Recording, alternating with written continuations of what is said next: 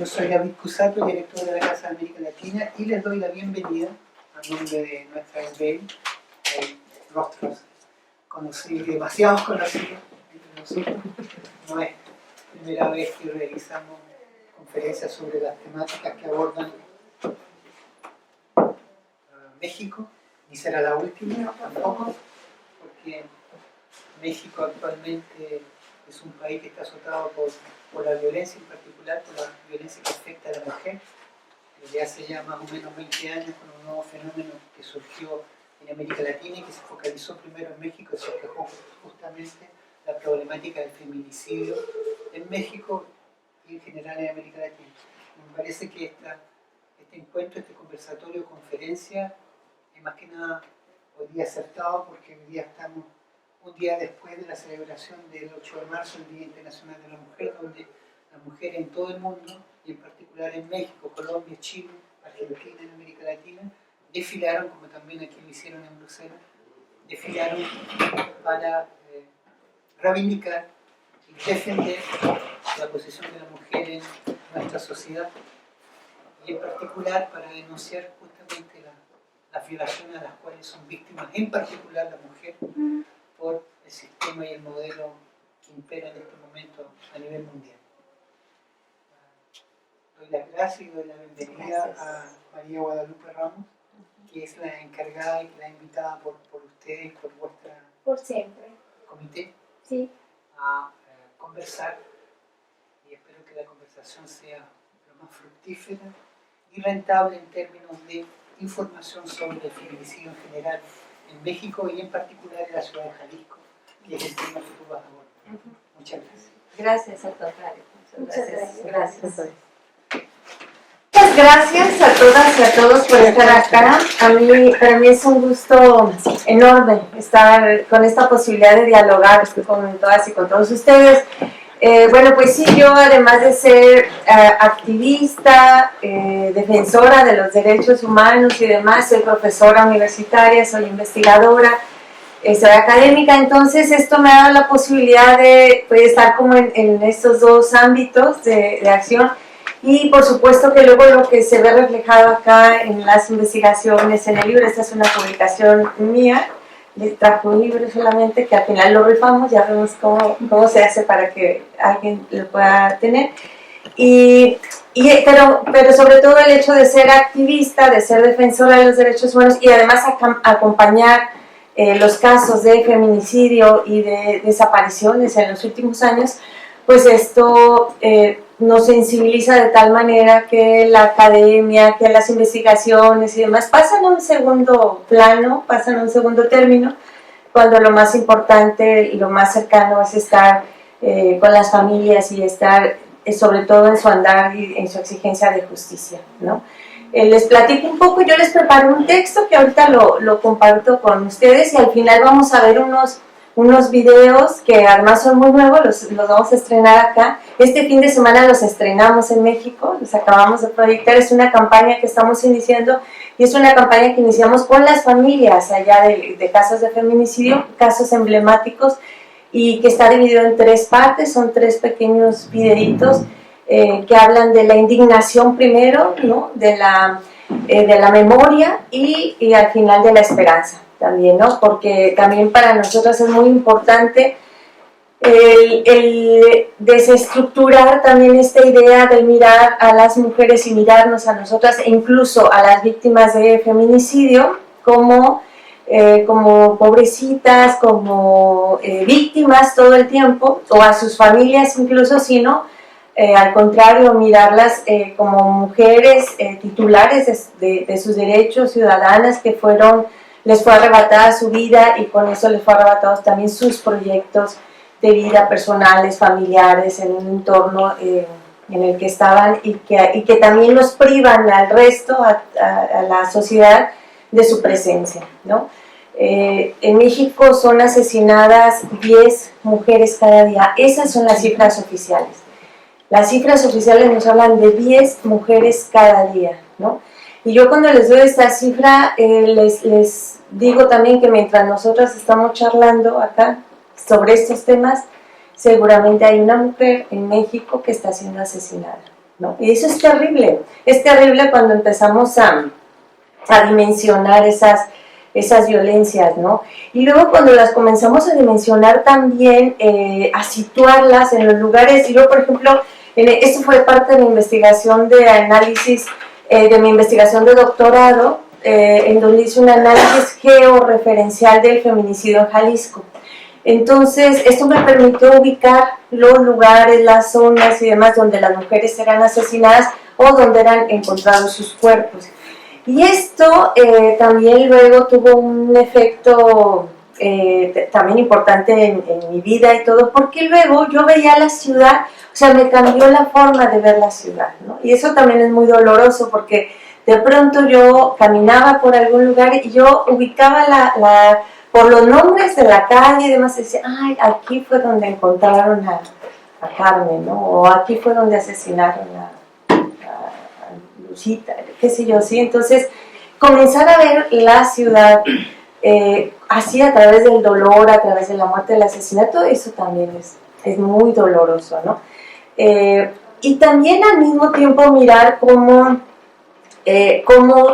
a partir de que nosotras comenzamos a hacer estas investigaciones y a publicarlas y sobre todo a visibilizarlas y llevarlas al ámbito de la discusión pública de qué es lo que se tenía que hacer y demás, logramos también sacar el análisis, la reflexión, la problemática de Ciudad Juárez, ¿no? En los años 90 parecía que solo esto ocurría en Ciudad Juárez y como si fuera un asunto focalizado, un problema que ocurría allá por una cuestión de particularidades de la zona, ¿no? Por la situación de frontera, por la situación de la maquila, ¿no? De las industrias maquiladoras allá, o sea, una serie de circunstancias de las que en ese momento se hablaban y decían, o incluso hasta llegar al loco serial, ¿no? El loco serial que andaba por ahí matando mujeres en Ciudad Juárez, ¿no? Entonces, para nosotros fue muy importante sacar esa problemática de un lugar que estaba focalizado y visibilizar lo que estaba ocurriendo no solamente en México o en Guadalajara, en Jalisco, sino en América Latina, ¿no? En el resto de los países.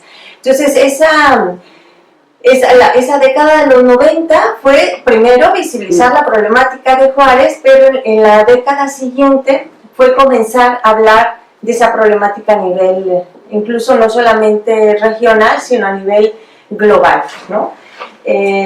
Y ver cuáles eran estos elementos del por qué, cómo se asesinaban a las mujeres. Y ahí fue cuando comenzamos a discutir lo del tipo penal de feminicidio, ¿no? Para nosotras era muy importante, bueno, por lo menos para una corriente feminista, era muy importante que se estableciera un tipo penal del feminicidio con elementos que pudieran ser de fácil acreditación, sobre todo para demostrar que a las mujeres se nos asesina por causas, motivaciones, razones diferentes por las que se asesina a un hombre, ¿no? Hay otra corriente de feministas que decían que no era necesario la tipificación del feminicidio porque decían el derecho penal no va a resolver una problemática como esta, no había que acudir al derecho penal, o sea, no se trataba de penalizar todo, criminalizar todo. Sin embargo, en esta discusión, bueno, yo tuve oportunidad de estar en esos procesos de discusión en América Latina, estuve en Chile, estuve en Argentina, estuve en Bolivia, en Colombia, en El Salvador, etcétera. Estuve en esta oportunidad de dialogar además con quienes en su momento estaban proponiendo, las teóricas, digamos, que estaban proponiendo esto, Diane Russell, que es la primera que habla del concepto de feminicidio, Marcela Lagarde, por supuesto, Rita Laura Segato también, y pues en esto fue como ir construyendo juntas, ¿no? Primero el concepto de feminicidio, el concepto con una mirada antropológica, ¿no? De mirar por qué, cómo es que se asesina a las mujeres, y después, les digo, generar este tipo penal que en diferentes lugares se le llamó o femicidio o feminicidio, ¿no? Que al final de cuentas, en un primer momento sí fue toda una discusión conceptual, ¿no? Porque sí tenían como significados diferentes. Y ahora, bueno, hay países que lo tipificaron como femicidio, sobre todo en Centroamérica, y que además hay que respetar mucho porque es una creación de ellas, de las compañeras centroamericanas, sobre todo en Costa Rica, Ana Carcedo y otras compañeras que discutieron esta conceptualización de femicidio, y el feminicidio, que es más una discusión académica que se da desde México, ¿no? Con Marcela Lagarde y con Julia Monarres, que es ella, muy importante el trabajo de Julia Monarres, porque luego el trabajo de ella queda invisibilizado con el de Marcela Lagarde, y Julia fue la primera que habló de feminicidio en México, ¿no? Ella trabaja en el Colegio de la Frontera Norte, y los primeros trabajos académicos de investigación sobre lo que estaba ocurriendo en Ciudad Juárez son justamente de Julia Monarres, ¿no? Entonces cuando nosotros conformamos el Observatorio Ciudadano Nacional del Feminicidio, esto fue en el 2007, y logramos incluso en este diálogo que tuvimos tanto con Marcela como con Julia, el que era necesario en ese momento crear este observatorio, ¿no? Que estuviera mirando, observando, pero sobre todo exigiéndole al Estado respuesta respecto de lo del feminicidio en el país. Se crea este observatorio, y por primera vez en el año 2006 se hacen dos investigaciones paralelas, una del observatorio y otra de la Cámara de Diputados, que en ese momento Marcela Lagarde estaba en una de las comisiones recién creada, que era la Comisión de Feminicidios precisamente, y ella impulsa una investigación diagnóstica sobre los asesinatos de mujeres en el país, ¿no? Los datos que se arrojan son tremendos, ¿no? Porque esta investigación diagnóstica arroja que en 3 años más o menos más de 6,000 mujeres habían sido asesinadas en creo que 9 estados de la República. Y el caso del observatorio también emite su primer informe, en donde también más de 1,000 mujeres habían sido asesinadas en el último año, ¿no? Entonces son los primeros datos que se tienen de estos asesinatos que ocurren en el país, les digo, como esta manera también de sacar de lo que ocurría en Ciudad Juárez y demostrar que era un problema nacional, y al mismo tiempo ya se estaban produciendo también otras investigaciones en América Latina, ¿no? ¿Qué es lo que encontré yo incluso cuando hice esta investigación y que hice comparativos también con lo que estaba ocurriendo con América Latina? Me di cuenta que eran comportamientos más o menos similares, ¿no? Es decir, lo que subyace en todas estas violencias, hay una violencia machista, es una violencia misógina. Lo que cambia en todo caso son las formas, las maneras en que luego asesinan a las mujeres en ciertas regiones o en ciertos lugares, ¿no? A veces son hasta modas, es decir, se las comparten ellos, ¿no? De cómo asesinar a una mujer, ¿no? En ciertos lugares de Argentina, por ejemplo, durante algún tiempo les estuvieron quemando a las mujeres, o sea, y eran sus propias parejas, los esposos, ¿no? Después de una discusión y demás, y las incendiaban. Entonces, si sobrevivían esas mujeres, sobrevivían con secuelas y con lesiones graves sobre su cuerpo, ¿no? En algunos lugares se tipificó solamente el femicidio o el feminicidio, que era el ocurrido entre pareja, ¿no? Que esto en Costa Rica, en Chile, en algunos lugares, pero en otros como México. En México Julia Monarres trabajó mucho como en las diversas tipologías de feminicidio, y dos de las más importantes son lo que llamamos nosotros feminicidio íntimo, que es el que tiene que ver con la pareja, el novio, exnovio, alguien que tiene una relación cercana con las mujeres, y justo por esta cercanía que tiene, el nivel de confianza que tiene con ellas, es que les priva de la vida. Y el otro es el feminicidio sexual sistémico, que le llama Julia Monarres, y ese tiene que ver con estas mujeres que aparecen sus cuerpos abandonados, tirados, con huellas de violencia física extremas en su cuerpo. ¿Qué es lo que yo he advertido también en estos últimos años, ¿no? Yo tengo desde 1997 a la fecha sistematizando los casos de feminicidio, por lo menos en Jalisco, y eso, al compararlo también a nivel nacional, va permitiendo tener como una radiografía, ¿no? De lo que ocurre. De 1997 al año 2006, en Jalisco, para que vean más o menos como la proporción de cómo ha ido creciendo esta problemática, el promedio de mujeres asesinadas por año era de 34, que 34 era mucho, muchísimo, ¿no? O sea, 34 mujeres asesinadas en un año, en un estado de la República. Uno decía, bueno, ¿qué está pasando aquí? De hecho, yo cuando comienzo a hacer la investigación, me dijo el director del Instituto de Ciencias Forenses, de Ciencias Forenses, ¿no? Cuando vi, le pedí que me permitiera acceder a sus archivos y a todo, y para hacer un comparativo yo extraje información de todas las notas periodísticas que aparecían en 5 periódicos locales sobre mujeres asesinadas, y comencé a sistematizar los casos y a compararlo con lo que decían en el servicio médico forense. Y el responsable de ahí me dijo, pues te estabas tardando, dice, porque él me dijo que según su información, lo que él tenía documentado, se asesinaban más mujeres ahí en Jalisco que en Ciudad Juárez. Y en ese momento Ciudad Juárez era el foco de atención, ¿no? Y efectivamente, entonces, cuando yo comienzo a hacer esta revisión, eran 34 mujeres. El año 2006 es un año que es como un parteaguas, hay un antes y un después del 2006 por muchas razones, ¿no? O sea, el 2006 hay que analizarlo con diferentes vertientes y tiene mucho que ver con la entrada de Calderón y con la entrada de esta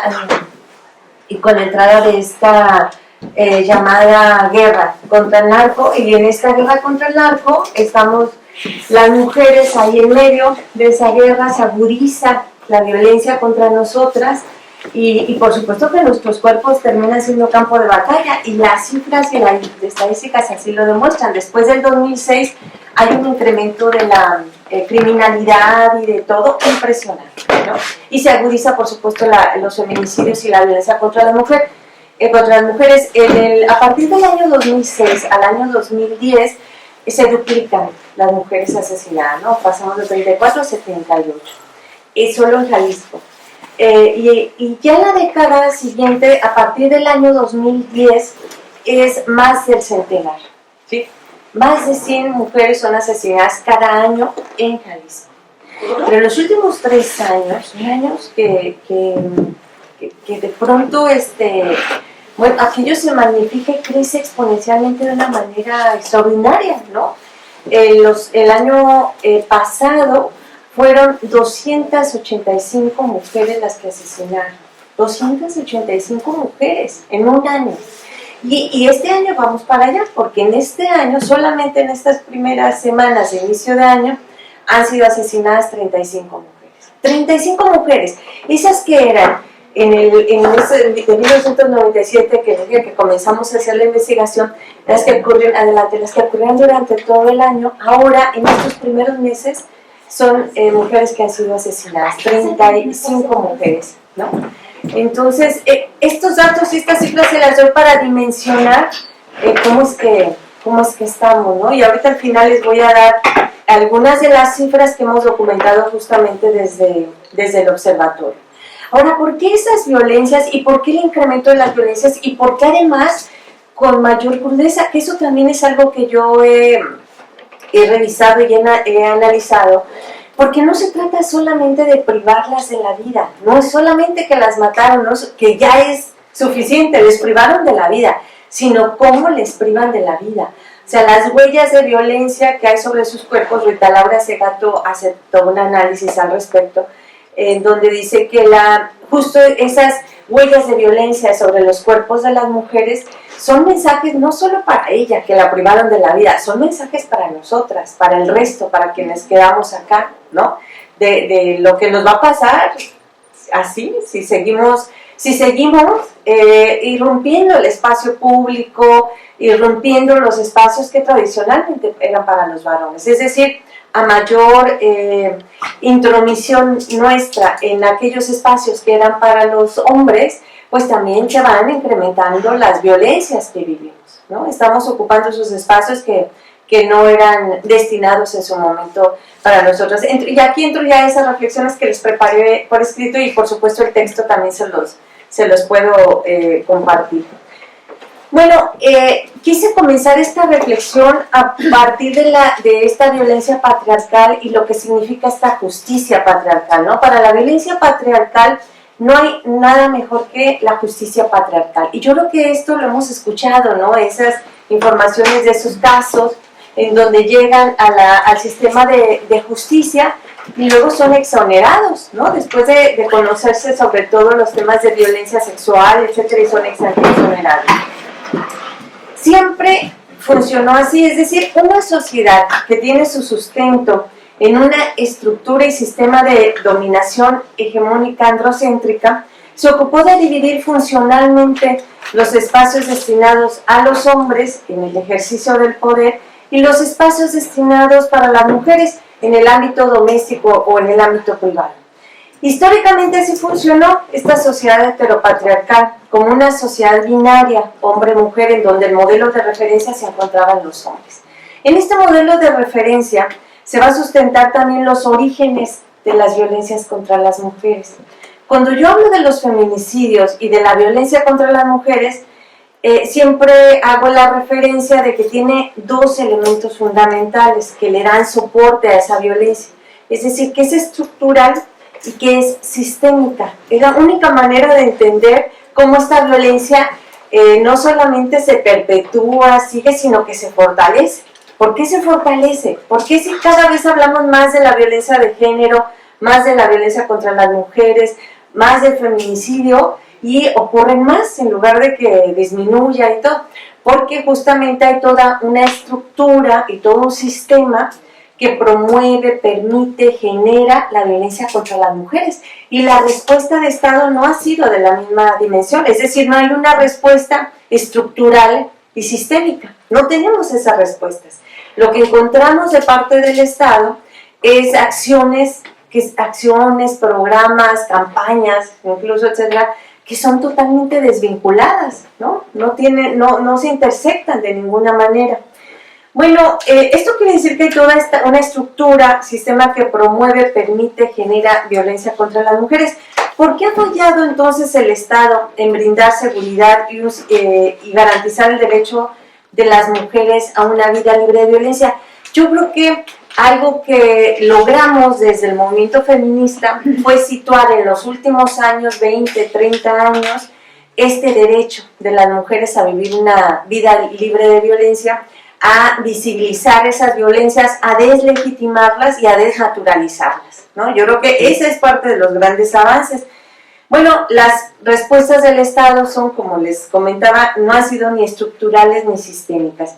Y no solo ha fallado en prevenir, atender, sancionar y erradicar las violencias contra las mujeres, sino que por el contrario, el neoliberalismo genera nuevas formas de violencia patriarcal contra las mujeres. Es decir, el neoliberalismo sitúa a las mujeres a la defensiva y en los últimos años en la resistencia, ¿no? Y así nos encontramos, en la resistencia, sobreviviendo. Cuando me decían ahora de que incluso acá llegan muchas personas ahora con esta cuestión del desplazamiento por las violencias, esto es real, esto es lo que está ocurriendo y de pronto estamos resistiendo esas violencias que se viven en lo cotidiano.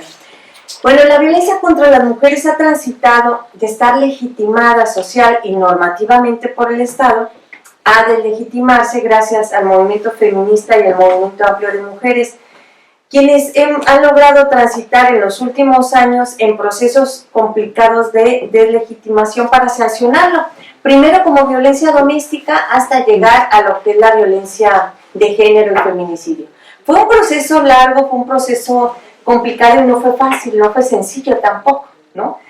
Fue necesario, les digo, que en esos últimos años, sobre todo en América Latina, bueno, les pongo un ejemplo también de los obstáculos que se vivieron, que también me tocó estar como en esos procesos de debate en diversos lugares, y a mí me pareció impresionante que en los años 90, cuando se logra sancionar el delito de violencia doméstica o de violencia intrafamiliar, le incluyeron unos candados impresionantes, perversos. Yo utilizo intencionalmente esa palabra de perversidad porque me parece perverso, que a las mujeres las obligaran a tener una cuota de golpes, ¿no?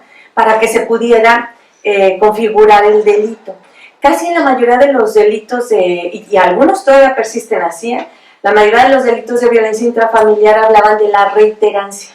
Es decir, que no bastaba una sola vez, sino que era necesario que fuera reiteradas veces que te golpeara, maltratara además para que se pudiera configurar el delito. Por eso le digo que eso es perverso, ¿no? Y además me tocó estar en esas discusiones en los congresos, en donde la mayoría, por supuesto, hombres, diputados, que discutían que lo que queríamos las feministas con la inclusión de este tipo penal era acabar con la familia, ¿no? Acabar con la familia porque ya le íbamos a meter a la cárcel al tipo, al marido maltratador, violentador y demás, entonces iba a acabar la familia, porque la familia es la célula de la sociedad y que entonces...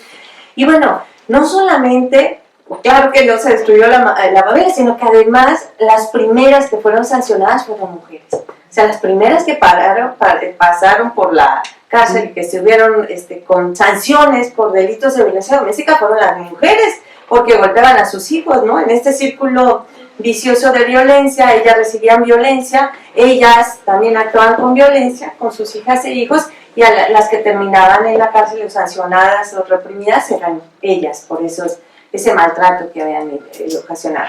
Y para ellos siempre existía además la posibilidad de la mediación, por eso es que ahora está prohibida, la mediación está prohibida. No puede ser que te pongan a mediar con tu maltratador, con tu violentador, ¿no? Eso no se les decía, yo les ponía el ejemplo siempre del robo, ¿no? De, si alguien te roba algo, no le vas a decir, a ver, póngase de acuerdo, dile que ya no le vas a robar, y dile que ya la última vez y que ya no le roba, ¿no? ¿Y por qué ponían entonces a las mujeres con su violentadora a decirle, ya póngase de acuerdo, ya no te va a golpear, no te va a tratar? Claro, saliendo de ahí de la mediación, llegaban a su casa y le ponía una tremenda, ¿no?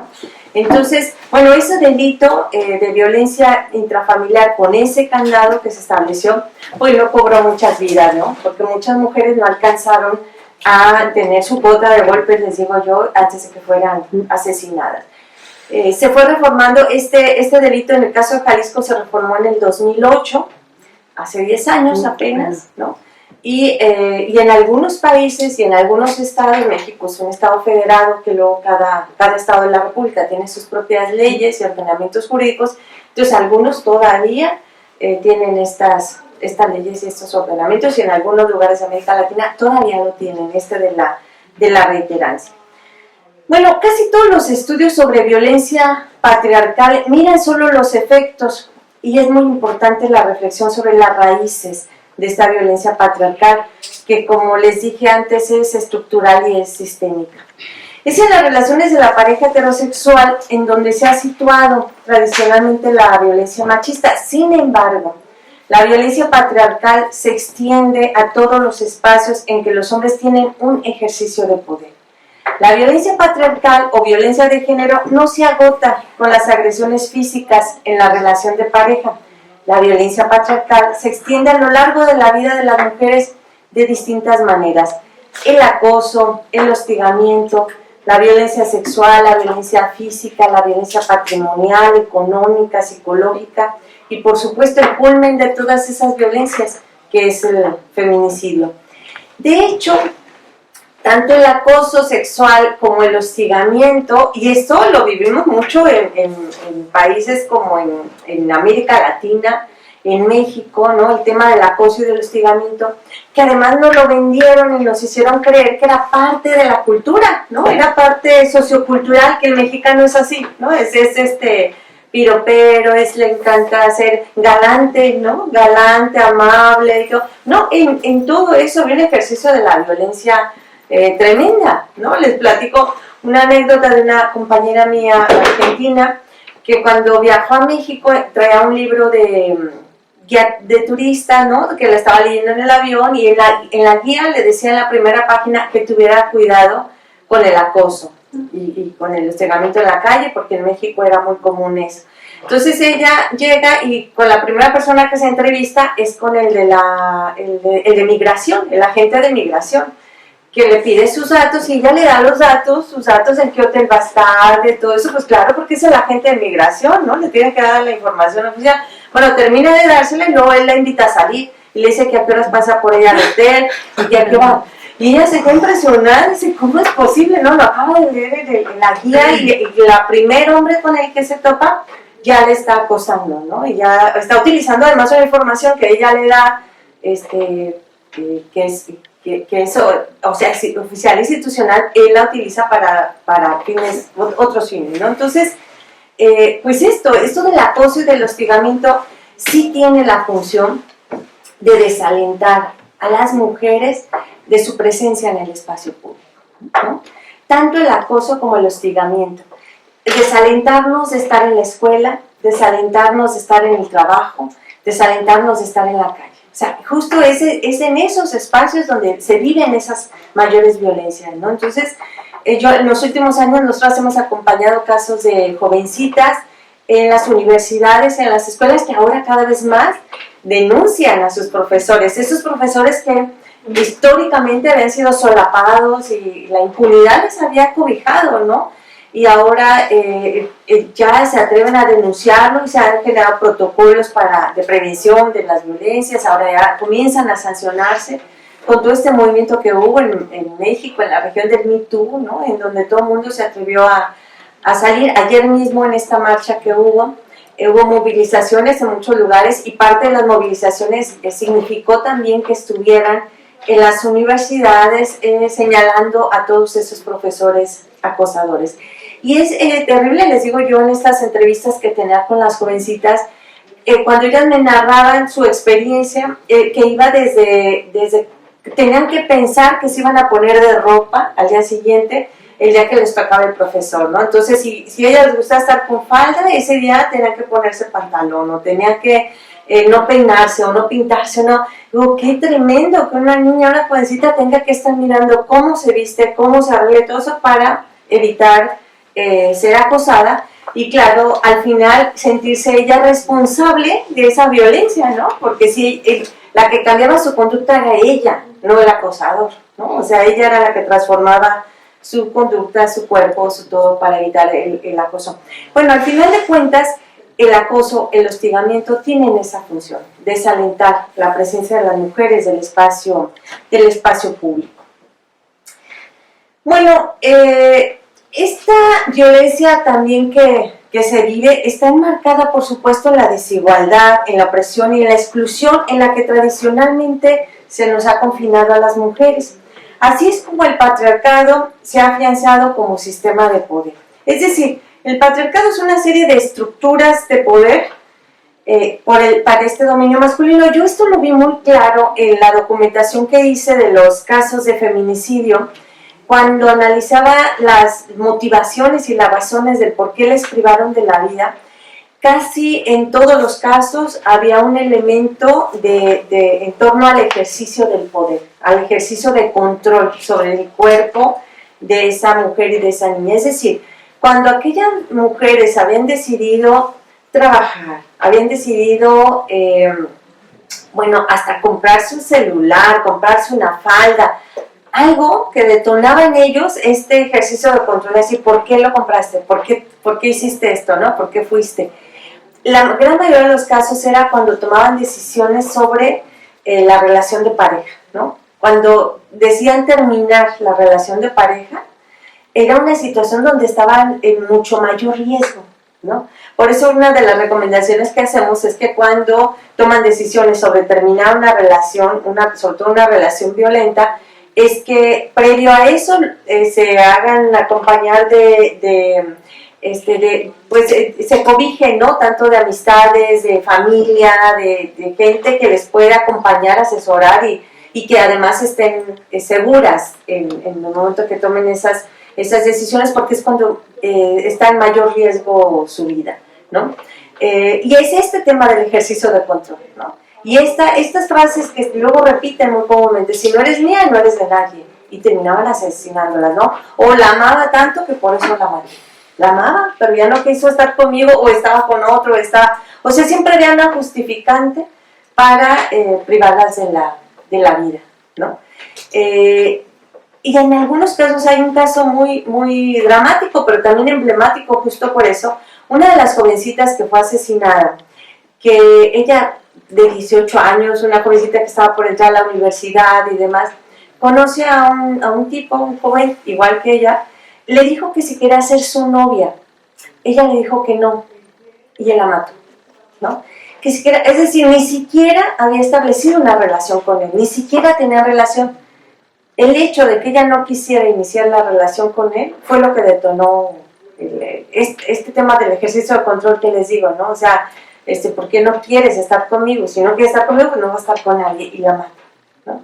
Entonces, alrededor de eso, vamos a encontrar, ahí es cuando yo les digo todo el tema de la estructura y el sistema que promueve, permite, genera violencia contra las mujeres, porque el tema de las canciones machistas, la música, las telenovelas, todo eso que se construye socioculturalmente y que sigue fomentando violencia contra las mujeres, ¿no? Y las jovencitas y los jovencitos cantan esas canciones, hay toda una cultura musical, particularmente en México, de canciones machistas, sumamente machistas, ¿no? Y artistas y cantantes y demás que promueven las violencias machistas a través de su música y que ha permeado mucho en la población, ¿no? Sobre todo esa música de banda, música tradicional mexicana de banda, y que son canciones sumamente machistas.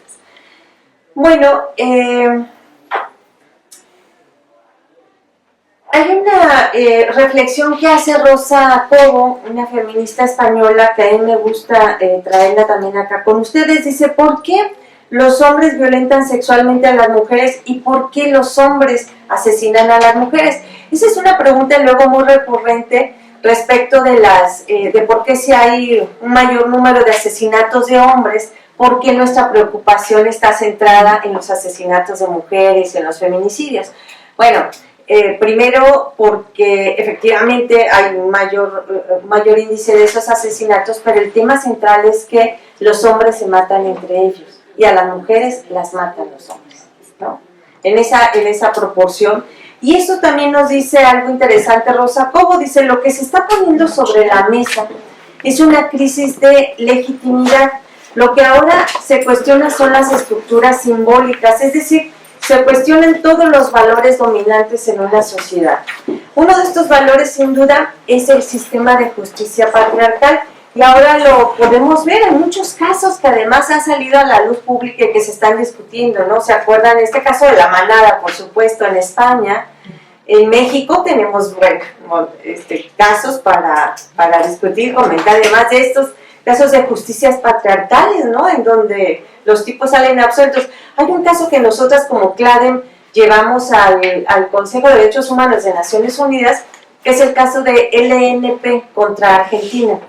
Ese caso es significativo, es un caso de violencia sexual, es significativo porque en su momento el juez absolvió al tipo, a los jóvenes, eran 3, de violencia sexual, decía que no, que ahí no había existido violencia sexual y que no se puede decir que es violencia la fuerza natural, así lo dice en su sentencia, la fuerza natural de un joven de 18 años, ¿no? La fuerza, o sea, no es violencia, es que tenía 18 años y era fuerza natural, y además justificaba que como estaba bebido, pues eso le había dado pues mayor ímpetu, decía, o sea, además utilizaba palabras así terribles. Al final de cuentas, lo que ocurría en ese caso, que les recomiendo lo lean, lo revisen, está ahí en las redes o en la página de CLADEM, es LNP contra Argentina, el Estado argentino. Al final lo que se decía eran varias cuestiones, no solamente la violencia de género, sino además había un tema de racismo y de exclusión, porque además la niña era indígena y los chicos eran criollos, ¿no? Y entonces en este pueblo, en donde estaban, un pueblo del norte de Argentina, en donde al final de cuentas a quien justificaron y a quien le dieron toda la razón era ellos, porque eran parte de su comunidad, digamos, ¿no? Y la criollos, ¿no? Y la chica indígena, pues no, además cuando hicieron investigaciones todo era encaminado a cuestionar su comportamiento, que con quién se juntaba, que si era con cualquiera que se iba, es decir, todo era para analizar la conducta de ella y no la violencia que habían ejercido ellos. Bueno, eso es un caso que al final se se logra ganar porque se llegan a acuerdos con el Estado para que transforme su sistema de justicia penal, ¿no? Más allá también de lo que se logra en favor de esta chica. Bueno, en esta nueva etapa del feminismo, de los feminismos que se han ido consolidando en estos últimos años, pues uno de los pasos fundamentales que se han dado es justamente visibilizar estas violencias y en el caso del feminicidio ha sido también que se han sancionado los feminicidios, ¿no? Es decir, de legitimar esa naturalización que se había hecho de esas violencias. Yo recuerdo cuando yo estaba niña, cuando era chica, que a mí lo que me impresionaba mucho eran los silencios que existían alrededor de quienes vivían violencias. Recuerdo una chica que ella seguido llegaba así golpeada y demás, y le decía a su mamá, ¿y ahora con qué chocaste? ¿No? Porque ella le decía que chocaba con la puerta, que pegaba con ella chocaba y entonces la mamá, como en tono de burla, pero le decía, ¿y ahora con qué chocaste? No, pues con el refrigerador. Ah, bueno, y no decía nada. Entonces yo estaba niña, veía eso, yo decía, pues, y además todo el mundo en ese pueblo, era el lugar que íbamos de vacaciones en un pueblo más pequeño, todo el mundo sabía que el marido le pegaba, ¿no? Pero eran estas complicidades que se van tejiendo alrededor del tipo maltratador, ¿no? No de la víctima, sino del tipo maltratador. Bueno, pues eso yo creo que es parte de lo que se logró desde el movimiento feminista desentrañar. En este sistema que está construido sobre la posición de poder y de hegemonía social, económica y política de los varones, es generador de violencia contra las mujeres que irrumpen y transgreden esa estructura de poder, es decir, llegar al espacio público, político y económico. A propósito del espacio político, el último año, el año pasado, que fue un año electoral. Primero, los años electorales, también eso es un análisis que lo advierto también en investigaciones, que en los años electorales se dispara la violencia contra las mujeres, ¿no? Los años electorales, bueno, en general se disparan todos los delitos, pero se agudiza también el tema de violencia contra las mujeres, porque es un año en donde hay un debilitamiento de la autoridad. Como todo el mundo está en campaña y están en sus candidaturas y están en todo eso, significa un debilitamiento del ejercicio de autoridad que es aprovechado tanto por los grupos delincuenciales como por también los maridos, parejas y demás que golpean, maltratan, que saben que en esos años todo el mundo está ocupado haciendo otras cosas y no les va a pasar nada. También en fechas especiales como mundiales de fútbol, como partidos importantes, etcétera, también esas fechas se agudizan, o día de Navidad, de fin de año, etcétera. Son fechas que además el alcohol luego detona también otros generadores es generador de violencia, ¿no? Salud. Sí. Y el tema de cómo se ha ido viviendo esas violencias, no solamente para las mujeres, yo también aquí les traje una reflexión en torno a todas estas cuestiones que nos intersectan como mujeres, porque luego yo cuando nos presentaba hace un momentito el director de acá de Casa de las Américas decía de la mujer, y luego en nuestro discurso cuando hablamos de la mujer pareciera que es un solo tipo de mujer, ¿no? En realidad no, hay una diversidad de mujeres a las que nos cruzan, nos intersectan los mismos privilegios que opresiones, ¿no? O sea, no es lo mismo ser una mujer urbana, estar en la ciudad, ser clase media, tener estudios de profesionistas y demás, a ser una mujer en el campo, ser una mujer indígena, ser una mujer lesbiana, y no es lo mismo ser una mujer lesbiana en la Ciudad de México que ser en una comunidad zapatista incluso, ¿sí? Es decir, en cada lugar vamos a encontrar o estas opresiones o estos privilegios que se nos van cruzando. Bueno, quienes principalmente han roto este contrato sexual son las mujeres lesbianas y de ahí todas las violencias que se generan en su contra.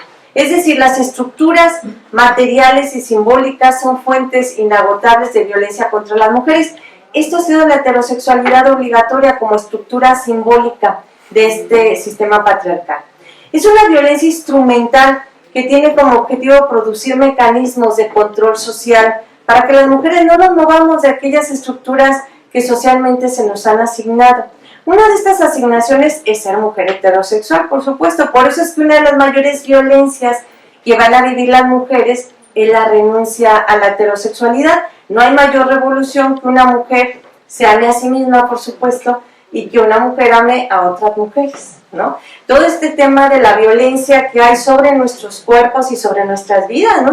Es una guerra. Yo veo a las jovencitas, ¿no? Yo digo, bueno, nos quieren desaparecer así, ¿no? Entre estos estándares que hay de belleza y del cuerpo, ¿no? Que no encaja además en nuestros propios estándares y modelos de belleza que tenemos históricamente, ¿no? Como mujeres latinas, y de pronto está esta cuestión de ser gorda, flaca, sin pelo, o sea, si me explico, y es como una guerra en nuestro propio cuerpo para desaparecernos, ¿no? Yo hace poco veía, mi hija tiene 21 años, y nos encontramos una compañerita de ella de la primaria, cuando eran niñas, ¿no? Entonces yo no la conocía a la chica porque la veo y trae los labios así, así, pues de verdad que todo lo que se inyecta y todo. Tiene 21 años. Yo decía, ¿cómo es posible que con 21 años alguien comience a hacerse esas transformaciones en su cuerpo, en su vida, ¿no? O sea, es terrible la forma en que nos convierte nuestro cuerpo en campo de batalla, ¿no? Y hacen que las propias niñas y las mujeres conviertan su cuerpo en ese campo de batalla. La primera gran revolución es la de amarnos a nosotras mismas. El sistema capitalista neoliberal convierte a las mujeres en sus principales enemigas. Obliga a las mujeres a odiarse y a no quererse. Convierte el cuerpo de las mujeres en un campo de batalla. Las mujeres deben ser blanquitas, flaquitas, sin pelos, etc. Ese es el primer paso para que odiemos nuestro cuerpo y justifiquemos todas las violencias que incluso nosotras mismas ejercemos sobre nuestro cuerpo al tratar de ajustarlo a las medidas impuestas. El siguiente paso para justificar estas violencias es que otros ejercen sobre nuestros cuerpos y sobre nuestras vidas. La otra gran revolución es cuando una mujer ama a otra mujer, les decía, y transgrede la estructura heteropatriarcal impuesta. La respuesta a esta transgresión es una vez más el ejercicio de la violencia. Y hay una violencia tremenda que yo quise traerles este texto. Es un texto de una compañera de Ecuador, ella se llama Gabriela Bernal, y escribió este texto acerca del miedo. Dice ella, no hay violencia más maquillada, más sutil y perversa que la enseñanza del miedo. Encubierto de seguridad, y esto hoy más que nunca es tan vigente para nosotros en nuestros países, en México particularmente, en donde tenemos miedo en realidad de salir a la calle, de estar en cualquier espacio, porque sabemos, además es real, que sabemos que o nos puede pasar algo o hasta desaparecernos. El tema de las desapariciones es una problemática gravísima que en los últimos años se ha acentuado, ¿no? O sea, yo pienso en esto de hace 10 años, y hace 10 años digo, bueno, no era una problemática, pero solamente pensar que una persona desapareciera era así, decía, ¿cómo alguien puede desaparecer? ¿A dónde se lo lleva? ¿Qué pasa?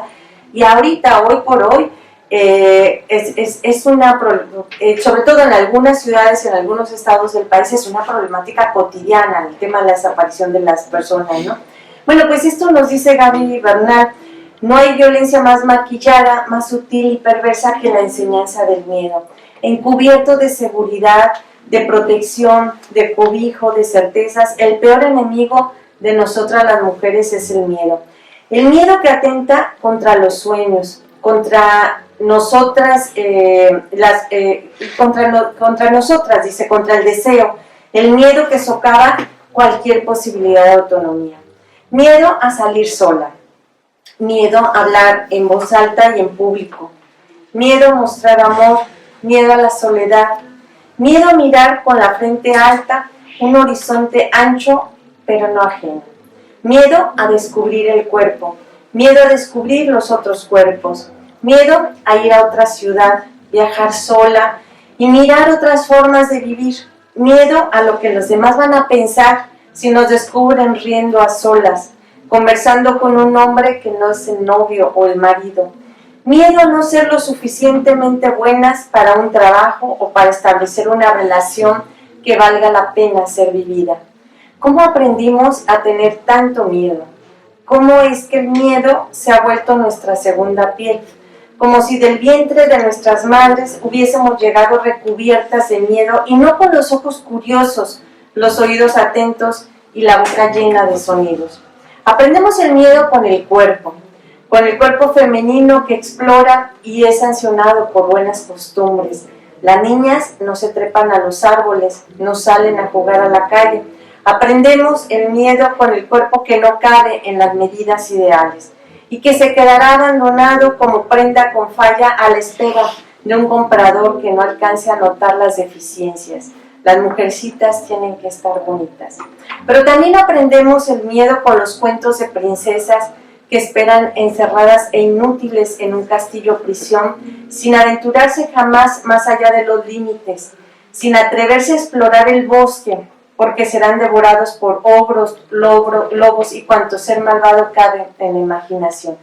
Aprendemos el miedo con la trampa de la desolación, como si la soledad no fuese la primera y única condición para el verdadero encuentro con una misma y con las y los otros. ¿Cuánta violencia hay en cada amenaza? No hay ejercicio más brutal de la violencia que la amenaza, porque esta está destinada a minar la confianza en nosotras, en las y en nosotros. El dolor del golpe pasará, la herida sanará, pero el miedo, la amenaza se adentran en el cuerpo, en el corazón, en la cabeza con el solo objetivo de paralizarnos, como si estuviéramos totalmente indefensas, como si no pudiéramos cambiar el rumbo de las cosas, como si la única forma de estar seguras fuera la obediencia y la caza, como si no nos hubieran parido para la aventura, como si no pudiéramos sacar las uñas para defendernos, como si no pudiésemos levantarnos tras cada caída. No hay violencia más encubierta que cortarnos las alas a cuenta de una falsa seguridad que nos priva del más elemental derecho al gozo de descubrir y descubrirnos, como sujetas de este mundo tan ancho y tan propio. Bueno, sin duda, lo que ocurrió ayer en México, particularmente en muchas ciudades del país y en la capital del país, pues fue un mensaje muy claro de que no tenemos miedo, ¿no? y hacer de que el miedo cambie de bando. Ayer más de 100,000 mujeres marcharon en la Ciudad de México. En el caso de Jalisco, en la capital también Guadalajara, fueron más de 35,000. O sea, las cifras de las que se hablan de movilización de mujeres en todo el país es inaudita, es única y es histórica. Y eso nos habla justamente de un hartazgo, del hartazgo de esto, de sembrarnos el miedo, de acorralarnos, de encerrarnos, de estar así, es de salir a protestar y decir ya basta, ¿no? Esto ya acabó. Y bueno, precisamente de esto, y con esta parte termino y después abrimos un proceso de diálogo, si gustan, les voy a compartir la información del Observatorio Ciudadano Nacional del Feminicidio y con estos que hicimos estos videos, es parte de la campaña que estamos iniciando. La historia nos muestra que las mujeres han logrado cambios sociales cuando son protagonistas y luchan por esas conquistas. La presión y la manifestación colectiva ha obligado el avance de nuestros derechos. Las luchas de muchas mujeres son las que nos permiten hoy gozar de derechos que en un pasado muy próximo fueron negados. Y aquí lo que queremos nosotras con estas reflexiones es sobre todo reconocer el gran papel que han hecho las mamás, tanto las mamás que en su momento de Ciudad Juárez denunciaron todo lo que estaba pasando allá, como estas mamás que ahora enarbolan no solo las causas de sus hijas desaparecidas o de sus hijas asesinadas, sino que se han vuelto pues los estandartes de esta lucha de exigencia de justicia para todas, ¿no? Y ahorita ustedes las van a escuchar a ellas. Sobre todo a mí me impresiona muchísimo la señora Irinea, ahorita la van a ver ustedes, y la señora Irinea, que es mamá de Mariana Lima, su hija fue asesinada. Sin embargo, el marido, hizo parecer que era un suicidio, ¿no? Entonces, ella estaba estudiando Derecho y trabajaba en una agencia del Ministerio Público. Ahí lo conoció a él era policía y trabajaba con un Ministerio Público. Entonces, él tenía elementos sobre la escena del crimen, sabía cómo hacer, y él preparó la escena del crimen para parecer que había sido un suicidio. Mariana le avisó a su mamá que ya lo iba a dejar. Por eso les digo que ese es el momento que luego están en mayor riesgo, ¿no? Le avisó a él que lo iba a dejar, que ya no iba a continuar la relación, y le dijo a su mamá, fue a visitar a su mamá y le dijo que iba a ir a su casa por sus cosas, ¿no? Por algunas cosas, para estar acá. Ya no regresó. Hasta la mañana recibe la llamada del tipo, donde le dice que Mariana se ha suicidado, ¿no? La señora dice, no, eso no puede ser, o sea, si ayer me dijo que iba por sus cosas, o sea, no era, que iba a terminar la relación, eso, ella tiene un proyecto de vida y demás, ¿no? Entonces, él todavía sale de esa casa, se va él a denunciar al Ministerio Público, a traerse al Ministerio Público, o sea, y le muestra, él dice que la había bajado y que pues nosotros, ese caso, también acompañamos ese caso, el observatorio. Y una de las cuestiones que sirvió para demostrarlo, porque él preparó todo, él tomó hasta fotos de cómo estaba el cuerpo y de cómo lo había dejado el cuerpo en la cama. Esas fotos fueron las que sirvieron posteriormente a los peritajes que como observatorio se aportaron para demostrar que él había manipulado todo, ¿no? O sea que así como las fotos demostraban que era imposible por las huellas, las señales, todo, es que ella se hubiese suicidado.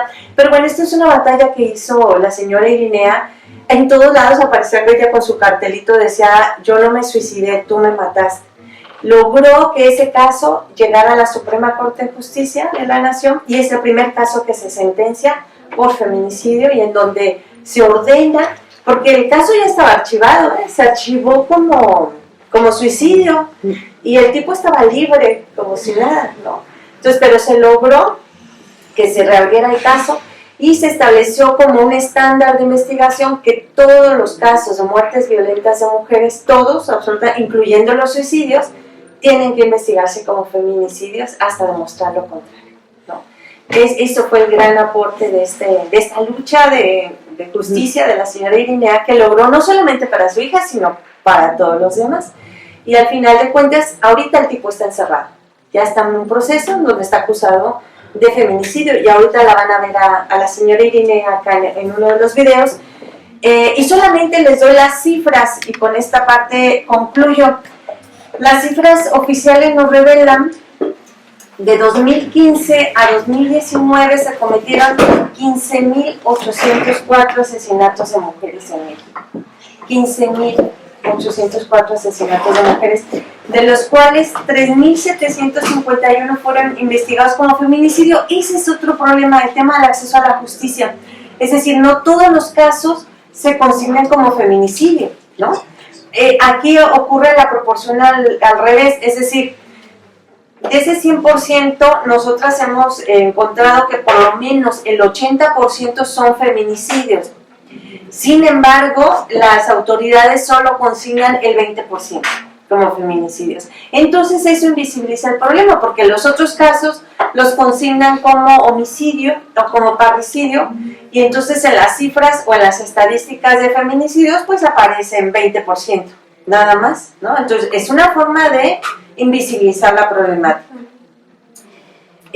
Sobre la problemática de mujeres y niñas desaparecidas, de acuerdo a la información de las fiscalías y las procuradurías estatales en 9 estados del país, en 2019 desaparecieron 7.654 mujeres y niñas, de las cuales 5.533 fueron localizadas vivas, 85 fueron localizadas sin vida y 2.043 siguen pendientes de localizar.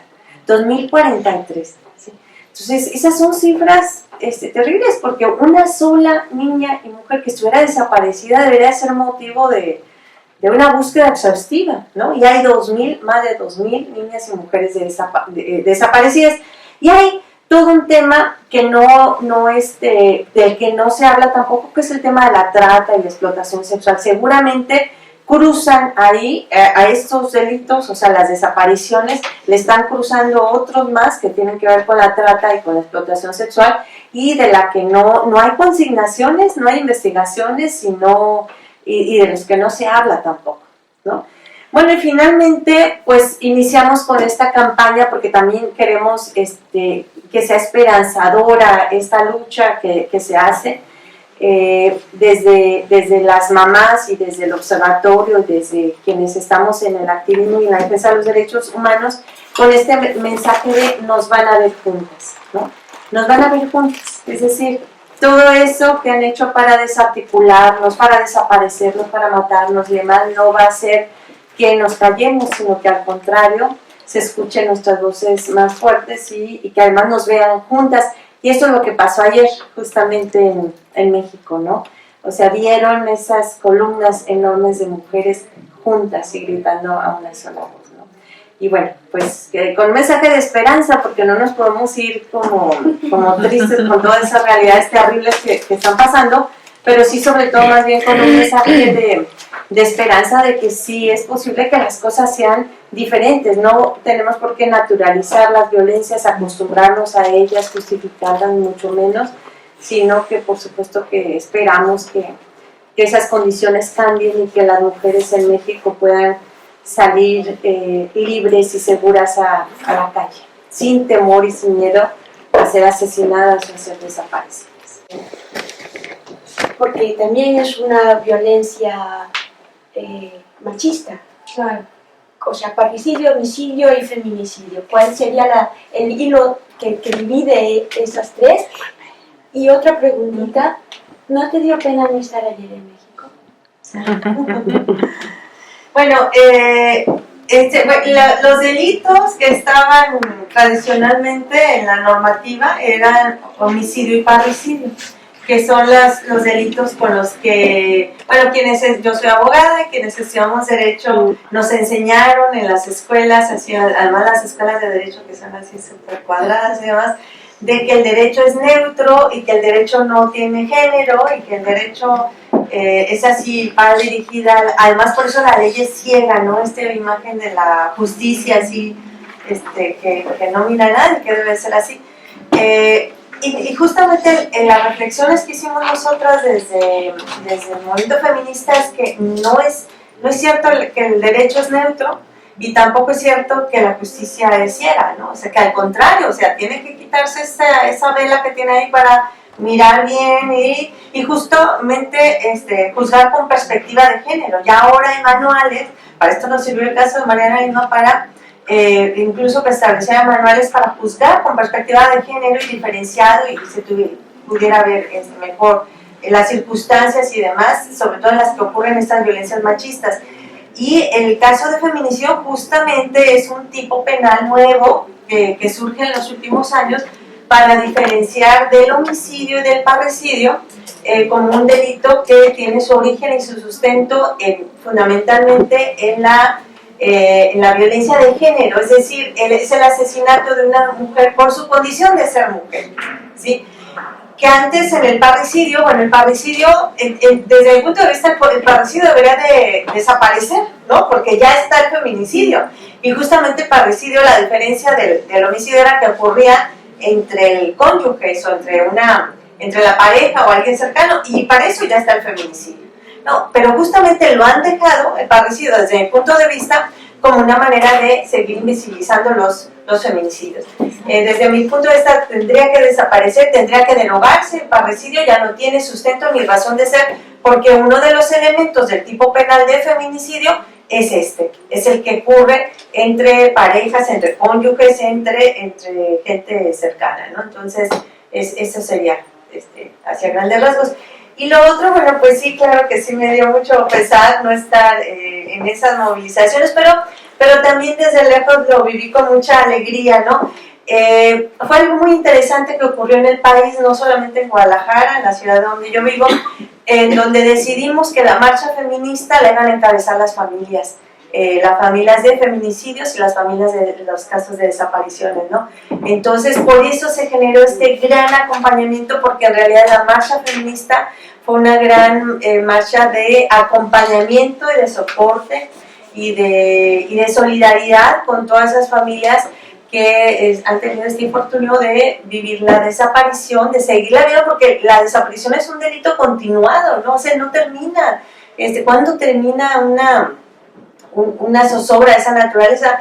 Yo en una ocasión escuché a un papá de familia diciendo de su hija, una hija desaparecida en Ciudad Juárez, decía: ni es cierto que ellas estén muertas, porque este argumento que siempre les dan cuando han pasado muchos años, ¿no? De decir, pues ya, ¿qué busca? Ya se murió, ¿no? Si fue hace 5 años, si fue hace, ¿por qué la sigues buscando si ya?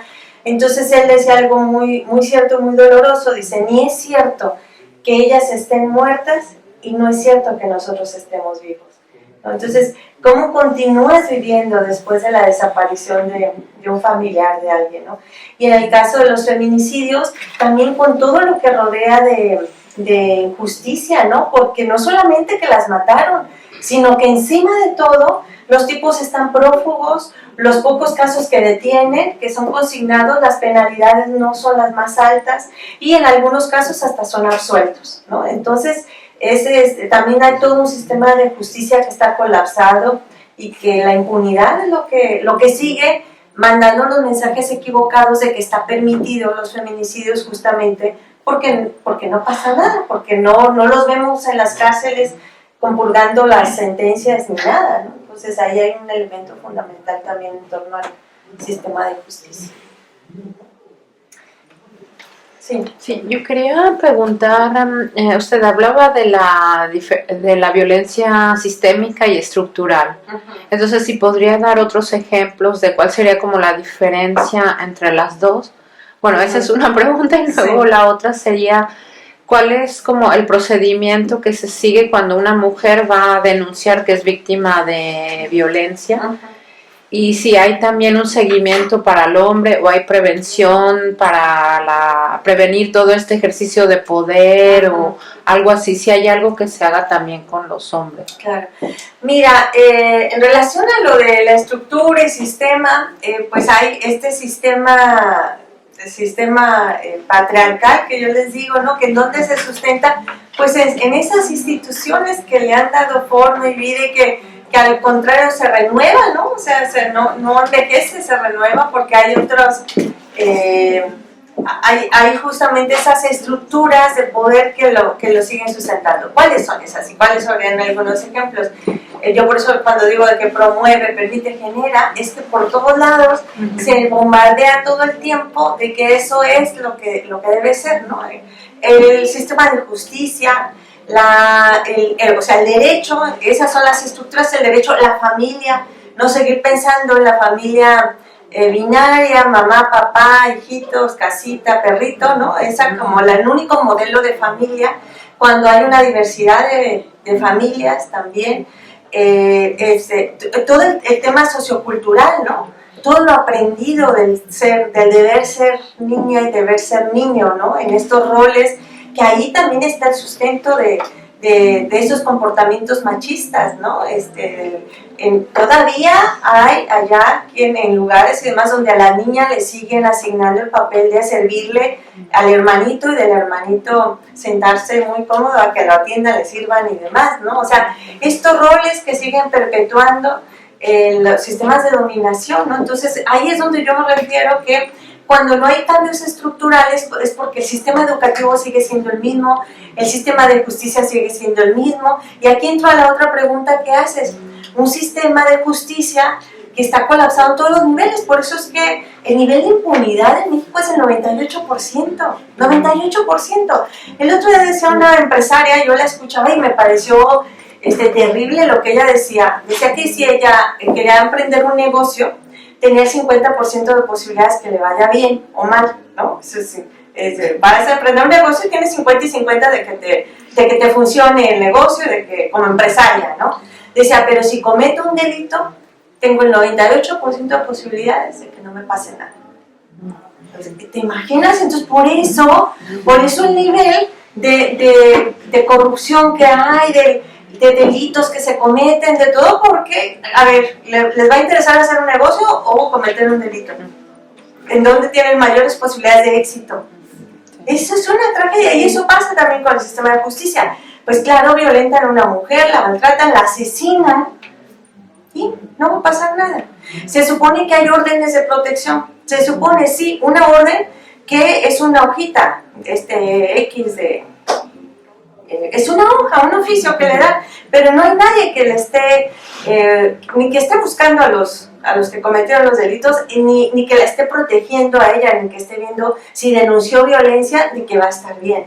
Bueno, el colmo, por ejemplo, en Jalisco, hubo un caso de asesinato, una chica que había ido a denunciar 15 veces a las instancias jurisdiccionales, y no, nunca pasó nada, le dieron orden de protección, pero con un papelito que no sirve de nada. El marido la estaba siguiendo, la estaba violentando y demás. Ese día el tipo la estaba siguiendo, logra llegar a Casa Jalisco, que es la casa donde vive el gobernador. Llega a las puertas de casa, están los policías que cuidan afuera de Casa Jalisco, ahí delante de ellos. El tipo llega en su vehículo, la atropella, se baja, le dispara y luego él se dispara. O sea, la mata, se mata, no, le mata el policía, lo mata a él. Pero después de que él mató a la esposa. Y esa tragedia ocurre en las puertas de Casa Jalisco del gobernador, una chica con orden de protección y demás. Eso te dimensiona el problema, ¿no? ¿Quién está seguro? ¿Quién está? Y cuando el gobernador declara, dice, bueno, ¿quién iba a hacer algo con ese loco? No, pues es que, o sea, ¿cómo estuvo todo tu sistema que permitió que esa mujer que había ido a denunciar 15 veces y que nadie la hubiese protegido y evitar esa tragedia que al final ocurrió, ¿no? Entonces sí, hay un sistema de justicia totalmente colapsado. No asusten. Sí. Sí, una preguntita, Sí. quizás es muy peculiar o particular. Me preguntaba cómo en México sabemos que hay muchos migrantes también en tránsito y todo Sí. esto. Y bueno, voy conduciendo aquí una investigación sobre la experiencia de la violencia conjugal en contexto migrante, y es, claro, la vulnerabilidad es mayor. Y me preguntaba en el caso de México si hay casos, creo que hay, de feminicidio en contexto migrante, y si hay alguna forma, sobre todo para lo que son los migrantes en tránsito, de hacer estos eventos visibles. Sí, ¿cómo pasa? Porque Claro. me imagino que... Sí, sí, te contesto, sí existe, sí es real, están sucediendo, están pasando. De hecho, los primeros casos que en el Estado de México, ese río, ese que aparece al principio la imagen de ese río es el río de los Remedios, que cruza hace frontera la Ciudad de México con el Estado de México, y en ese río acostumbraban tirar a las mujeres ahí, los cuerpos de mujeres. Del Estado de México es uno de los que tiene mayor número de feminicidios, asesinatos de mujeres en el país, y ahí iban a tirar esos cuerpos. Y muchos de esas mujeres, esos cuerpos, se decía que eran centroamericanas, ¿no? Okay. Y de hecho esa fue el argumento que durante muchos años las autoridades decían, era como una forma de no buscar, no investigar ni nada, decían, pues es que eran de paso, no eran de aquí, y pasaron y aquí las mataron, aquí las aventaron y ya no investigaban y no hacían nada. Y en realidad sí es cierto, eran muchas mujeres centroamericanas. Y bueno, en torno a la violencia sexual, ¿no? También sabemos no solamente el tema de los asesinatos, sino las violencias que viven en el camino. A mí me tocó ver un caso en Jalisco, Guadalajara, en un lugar de paso también del tren que le llaman La Bestia. Y nos buscaron ese día de la madrugada, eran dos jovencitos que habían ido policías, eso fue lo peor, ¿no? O sea, ellos venían en el tren, se bajaron en la ciudad de Guadalajara y se quedaron en la zona de los trenes, se metieron en un vagón ahí para descansar. Iban los cuatro jovencitos, las dos chicas eran sus parejas, sus novias, esposas, jovencitas de 18 años, ellos también, de 18 a 19. En la madrugada llegó un convoy de policías y estaban revisando todos los vagones y sacaron a las mujeres, se las llevaron. a ellos los dejaron, ¿no? Entonces es cuando nos buscan para decir lo que había pasado, nosotros comenzamos a buscarlas y demás. Al día siguiente ellas se comunican a Honduras, eran hondureñas, con su familia en Honduras, logran comunicarse con ellos para decirles que las chicas ya estaban en Tijuana. Guadalajara está en el centro del país, ya estaban ellas en Tijuana. Las habían violado, las habían violentado, las habían violado varios, y luego las subieron al tren para que no se quedaran ahí en el lugar y llegaran pronto a Tijuana y no tuvieran la posibilidad de denunciar en el lugar, ¿no? Entonces el tema de la violencia sexual y que viven las mujeres migrantes en su trayecto, no solamente por los otros grupos delincuenciales, sino por la propia policía, ¿no? Entonces sí, en realidad hay una situación de mucho riesgo y de mucha vulnerabilidad. Y no hay proyectos internacionales para buscar. No, Yo sé con las familias del país de origen que quizás no tienen más noticias. Hay, por supuesto, eso sí son asociaciones y grupos de apoyo y demás, pero que siempre son desde la sociedad civil. No son gubernamentales, sino son institucionales. De hecho, en Guadalajara hay una organización que se llama FM4 y ellos pues dan además apoyo, albergue, asistencia, e hicieron también un estudio, si quieres luego te lo paso porque está en línea también, me dejas tus datos o te los paso con Tamara. Pero ellas hicieron estudios justamente sobre la situación, el impacto que tiene el proceso migratorio para las mujeres en su paso por México, ¿no? Y claro, todo el tema de violencia sexual que viven ahí. Sí. Una pregunta. ¿Cómo denunciar en un caso de violencia económica ante un hombre que tiene mucho poder? Allá, en México. Allá. Sí, en toda situación.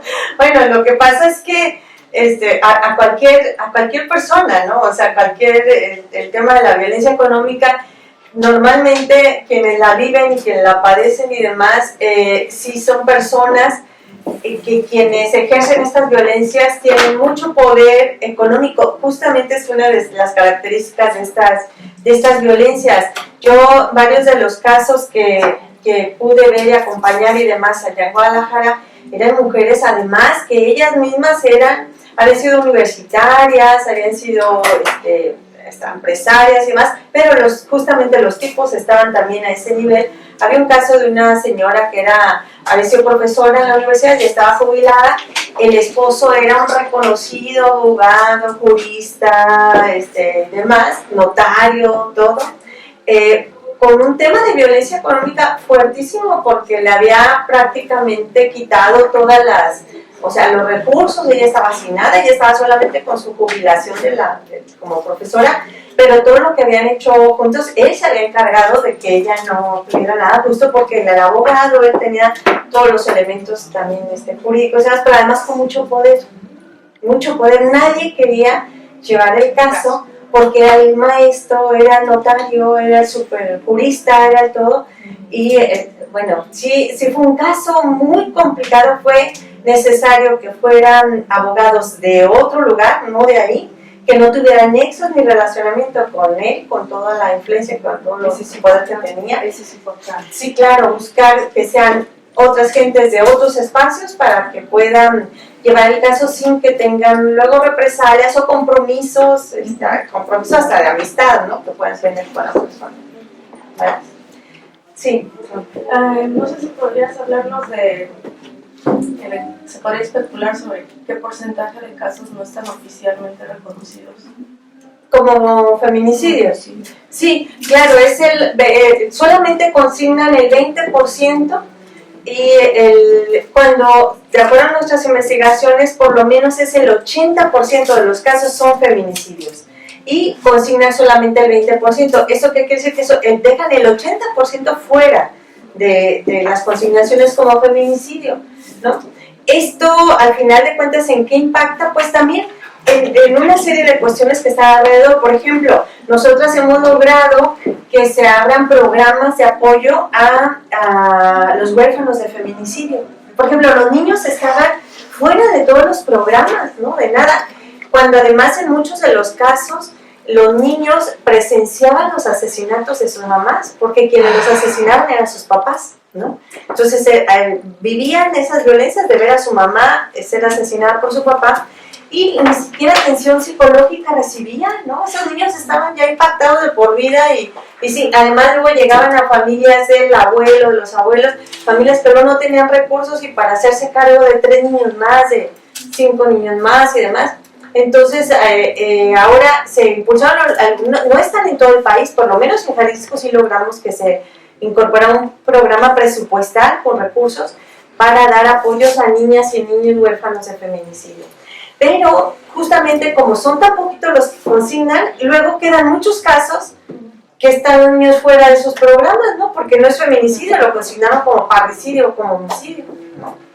Y, perdón, ahorita, y otra cosa que hemos insistido también es que se abran programas también en torno a las y a los desaparecidos, ¿no? Porque también, o sea, la ley estaba de tal forma que para denunciar la desaparición y para la presunción de muerte, y para eso te pasaban 10 años, ¿no? Entonces la gente luego no tiene cómo, luego sobreviven, y ahora, y son casos dramáticos, ¿no? Un caso que estamos acompañando, por ejemplo, una señora que ya es una señora mayor, ya como de 70 años, su hija desapareció, que era una hija de 20 y tantos años, la hija con 2 niños pequeñitos, de 6 y de 7, 5 o 6 años más o menos, y la hija de la que trabajaba para la mamá, para ellos y todo. Entonces desaparecen a la hija y de pronto la abuela se queda con esos 2 niños, y la abuela ya no puede trabajar, y la abuela ya no puede, entonces, y de pronto con las hijas que tiene que hacerse cargo. Entonces eso, por ejemplo,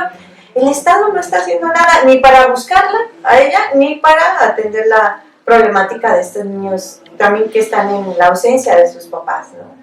Entonces, pues también, o sea, hay una serie de problemáticas que están alrededor de las desapariciones y de los feminicidios también, sobre todo con las niñas, los niños y las familias que están en esos casos, ¿no?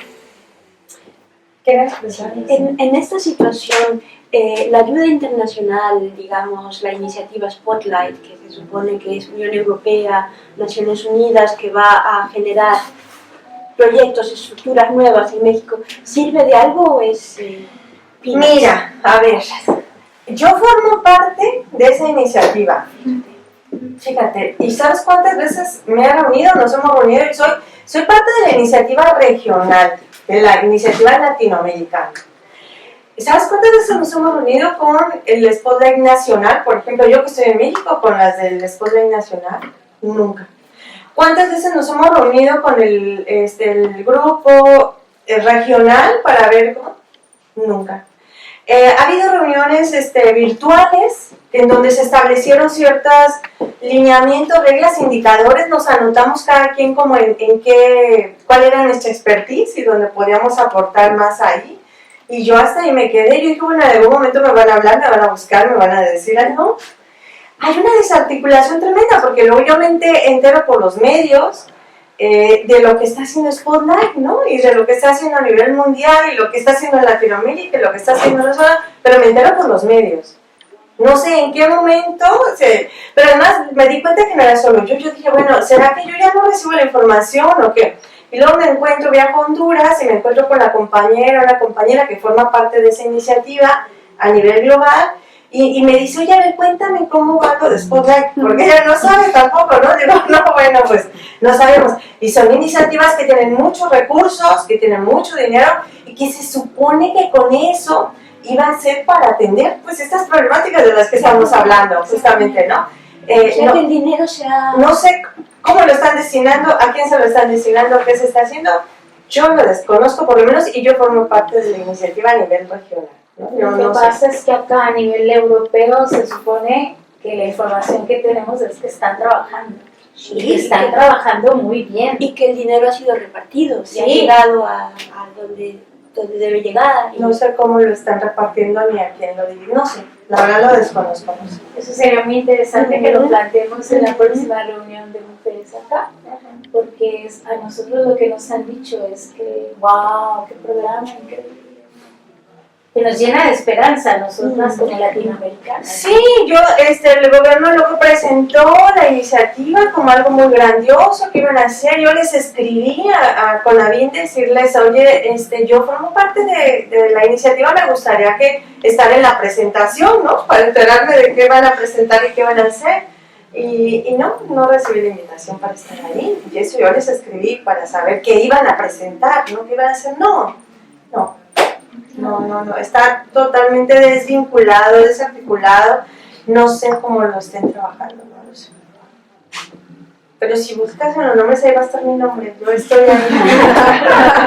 No te invitan, pero estás ahí. Sí. Yo tengo una pregunta. Por ejemplo, Bélgica, que no tiene reconocido el feminicidio, ¿es posible que sea una recomendación, dado que tiene, por ejemplo, ratificado el CEDAW, tiene ratificado el Convenio de Estambul, y existe muy poca articulación a herramientas y capacitación a las personas en todos los niveles, es decir, desde el policía de barrio, el policía, la agencia ministerial, hasta magistrados, jueces, es decir, es una escalada de movimiento que se debería de generar, dado que en la charla justamente comentabas eso, que es decir, la única manera, las herramientas deben de salir entonces desde un estado patriarcal para modificar toda esa estructura patriarcal. De lo contrario, no pasa únicamente de campañas de sensibilización y comentar la erradicación sin ningún instrumento real. Es decir, hay muchas veces personas que han sido víctimas de constantes y diferentes tipos de violencias, y que sin embargo no hay efectividad en sus denuncias. Es decir, una denuncia no pasa de hacer una llamada, de pasar 3 días en los refugios que están instrumentados para recibir víctimas temporalmente, pero después deben de volver con las personas. Eso es por un lado, ¿no? Y en el caso, por ejemplo, de nosotras como migrantes, al estar en otros países, perdemos en todos los sentidos la brújula de nuestros derechos. Es decir, cuando salimos de nuestros países creemos que salimos con esos derechos acompañados. Al llegar a otro país pensaríamos que esos derechos se van a sumar a los derechos locales.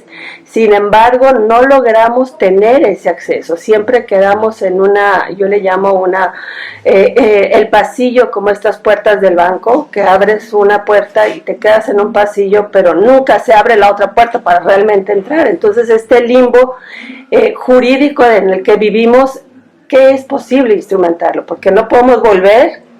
Terminamos en ese derecho internacional, sobre todo a nivel de custodias de hijos, y se da mucho el caso que en el momento del divorcio las madres huyan con esos hijos y se les acuse de secuestro de menores y los vuelvan a traer a los hijos, y por lo tanto las madres viven bajo ese grado, en ese momento, la circunstancia de ser secuestradoras de sus propios hijos, y al llegar aquí no tienen acceso a ellos, y muchas veces esos hijos se tienen que instalar en familias que les llaman de acogida, a los cuales ellas pierden totalmente el derecho de poder estar con ellos por ser secuestradoras. Es decir, se vuelven delincuentes de querer proteger su propio derecho, ¿no? Entonces, todo termina siendo en contra. Claro. ¿Qué dominio? Pues? Bueno, yo creo que primero es que sí se tiene que tipificar el delito de feminicidio.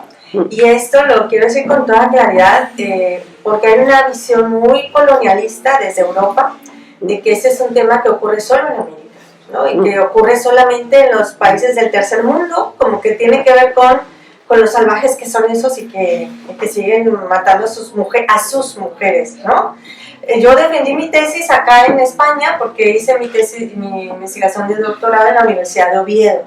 Y cuando lo hice, eso fue en el 2009, fue que hice la defensa de la tesis, y bueno, el feminicidio era así, pues, ¿de qué me estás hablando? No sé, es como que me estás hablando en otro idioma, en otra cosa que nada tiene que ver.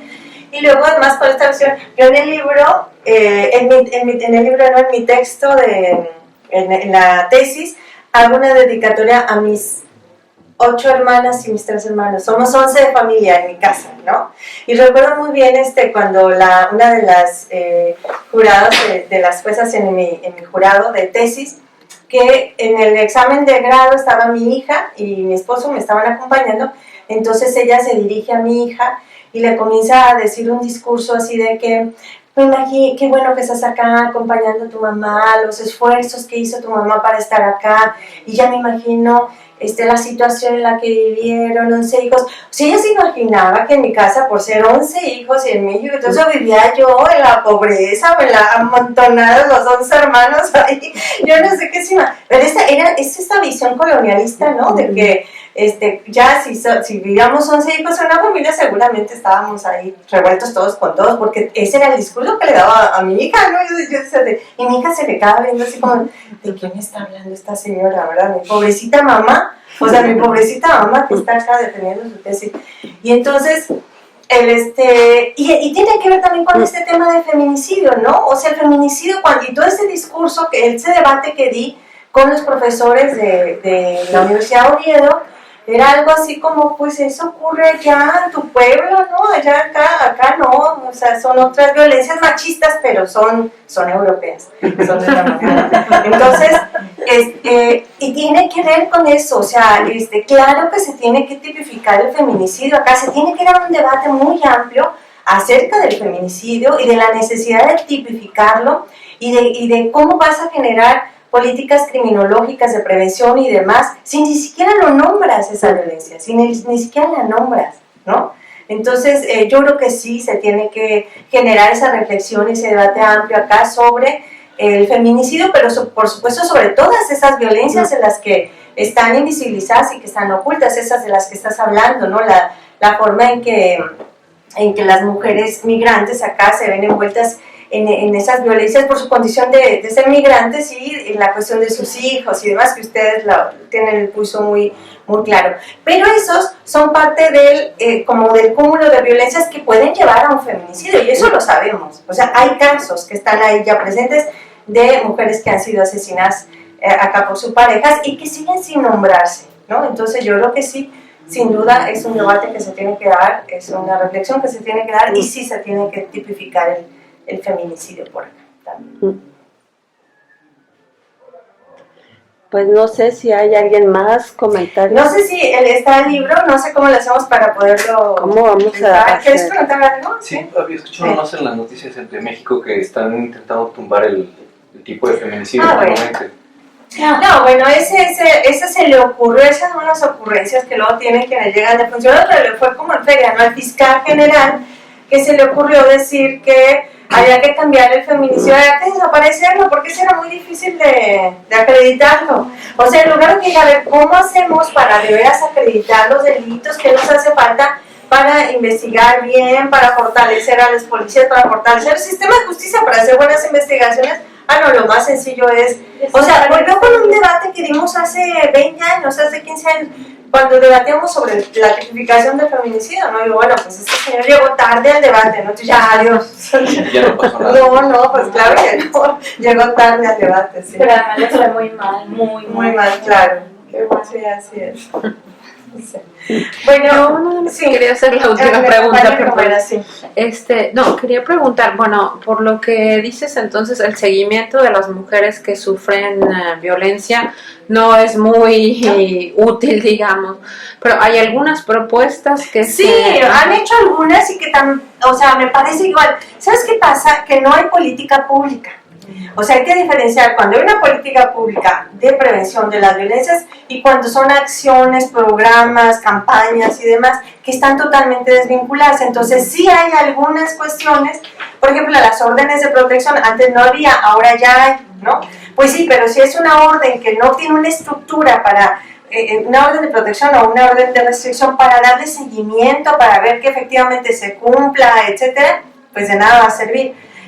Ahora algunos ayuntamientos en algunos lugares se está impulsando el pulso de vida, le llaman, ¿no? Que es como una pulsera que les dan a las mujeres que denuncian violencia para que en caso de que se acerque o esté en una situación de riesgo lo pulsen y van a la policía. Hasta ahorita es solamente una propuesta en algunos lugares. A ver, tienen en un municipio que tiene 2 millones de habitantes y tienen 1000 pulsos de vida, ¿no? ¿Para quién o cómo va a funcionar? Y luego la otra crítica que se hace es que otra vez las mujeres son las que a la que la tienes sometida y en control, ¿no? Porque no generas mecanismos en donde a quien vas a vigilar es al agresor, que sepas dónde está, qué está haciendo, que no se acerque. No esta visión otra vez de que a ti, porque a la que tengo que cuidar es a ti, ¿no? Las mujeres otra vez víctimas, objeto de tutela y de cuidado, en lugar de que sanciones al otro, al que está. Entonces, en realidad todas esas acciones son con una mirada equivocada. Por eso es que no funcionan, ¿no? Entonces, por eso es que los hombres, pues, sígueme denunciando, ¿no? Háblalo, ve, yo te llevo con la policía. Saben que no va a pasar nada. Para los hombres no hay nada, ni a nivel de prevención, ni a nivel de... Pues hay programas, pero te digo, totalmente desvinculados, que luego no tienen un efecto y un impacto en la vida de las mujeres, ¿no? No lo tienen. Yo tengo una pregunta. Perdón, levantó la mano primero, te acompañan el otro. ¿Tendrás poquita agua? Sí. No, como había dicho Tamara, que no solamente aquí las mujeres las asesinan, sino que también las hacen pasar por locas, las encierran en psiquiátricos, las acusan a veces de desequilibradas y al hombre le dan toda la razón. Y a ellos nadie les castiga, nadie les hace nada. La justicia incluso se pone a favor de ellos, incluso a veces hasta son las mismas, son mujeres que son juezas. Y como se dice, la justicia es ciega. Descarada, corrupta y injusta. Sí. En estos días que he estado aquí he ido conociendo un poco de esas historias que me parecen terribles. Y a veces las mujeres trabajan, tienen una vida, trabajan y tienen su vida y todo. Y de repente les cae el aguacero encima. Sí. Ya pasa, varios así casos de...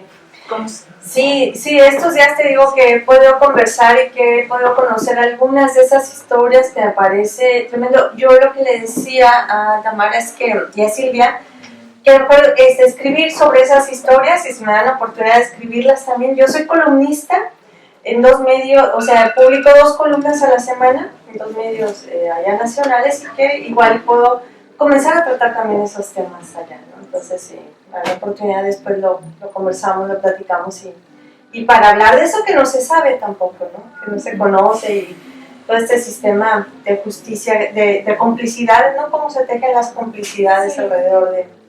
Y aquí es un tema que todo que está calladito y nadie quiere... Claro. Porque claro, dicen, ¿qué viniste a hacer aquí? ¿Por qué no te quedaste en tu país? ¿Qué viniste a buscar aquí? Esa es la respuesta.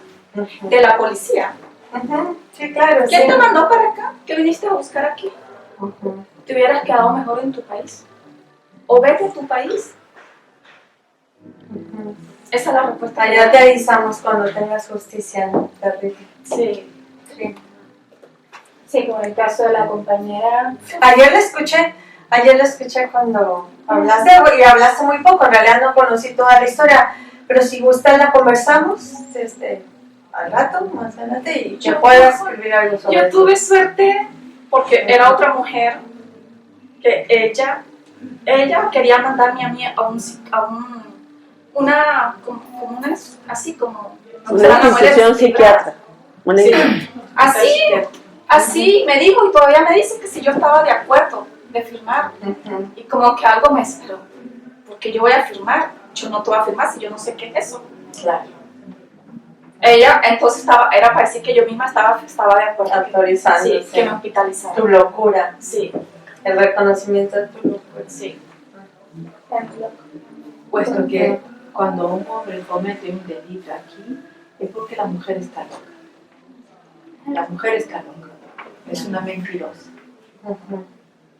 Y si la mujer es latinoamericana o africana o de otra nacionalidad, y a mí me consta porque está el caso de una compañera argentina a la que yo he acompañado en los últimos 2 años, con 2 niños, y lo mismo, o sea, marido belga, funcionario del Estado, en Charleroi, ella argentina, además de origen mapuche, una mujer bellísima, con 2 hijos hermosos, y bien.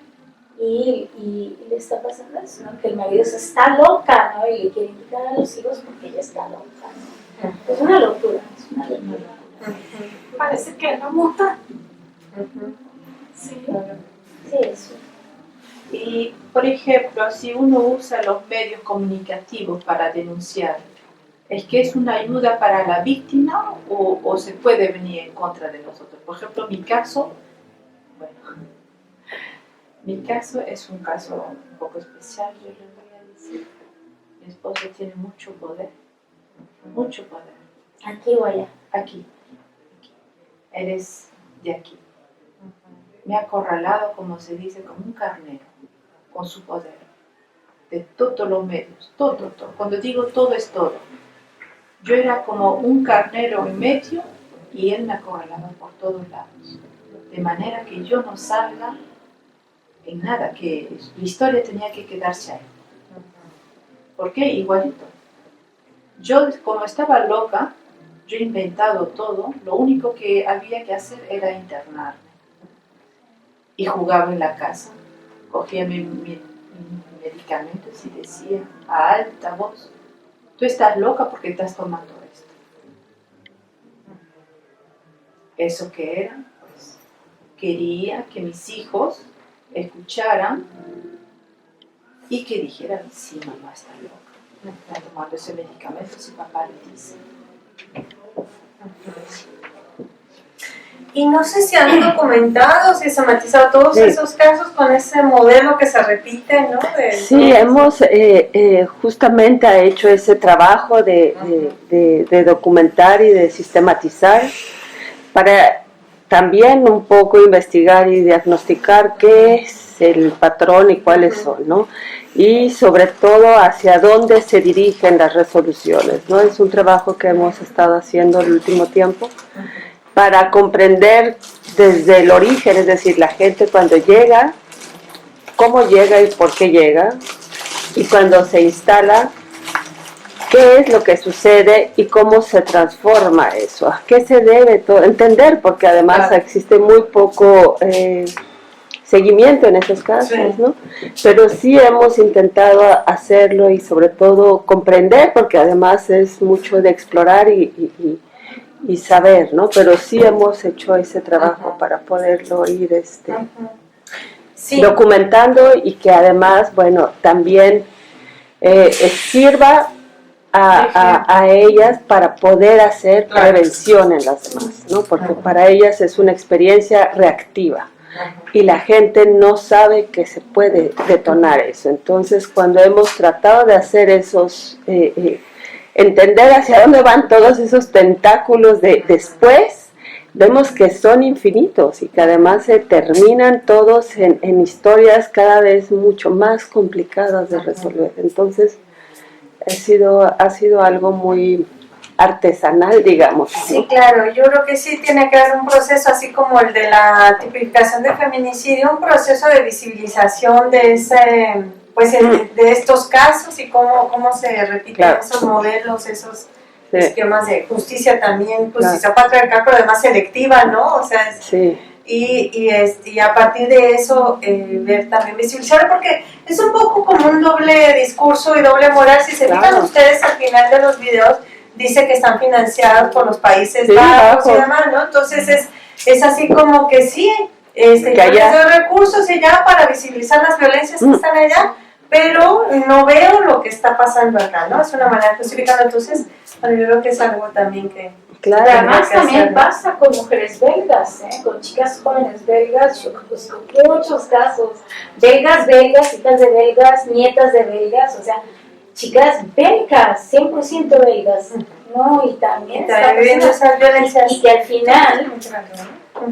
Perdón, y que al final, bueno, se vuelve en un feminicidio con lo que le pasó a Berenice, y solo por quitarle a las 2 niñas. Porque el marido está harto de la chica y la cuchilla, y ya se acabó. Una chica de 30 años, o sea, dices, qué locura. Claro, qué locura. Sí, pues va relacionado con eso, porque nos platicabas esta labor extraordinaria que han hecho a nivel legislativo como para atacar yo lo entendería así, las consecuencias del machismo, ¿no? Pero para atacar las causas que viene siendo todo el contenido cultural machista, ¿hay como alguna manera de llegarle desde las leyes?